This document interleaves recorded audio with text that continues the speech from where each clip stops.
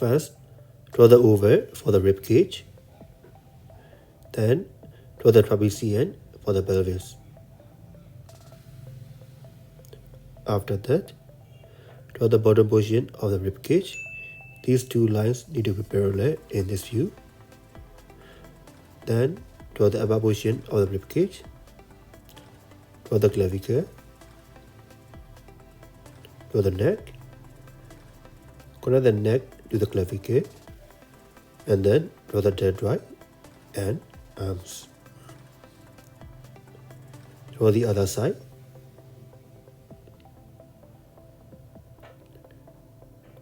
Then draw the bottom portion of the rib cage. Draw the oblique, and the oblique sit on the pelvis. After that, draw the groin region. Draw the thigh.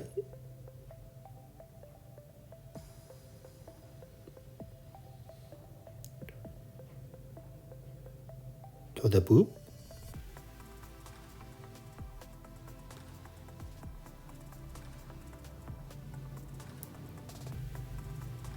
Then draw the abs.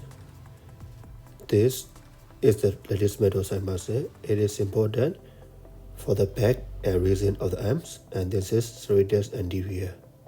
This is the part of the oblique muscle.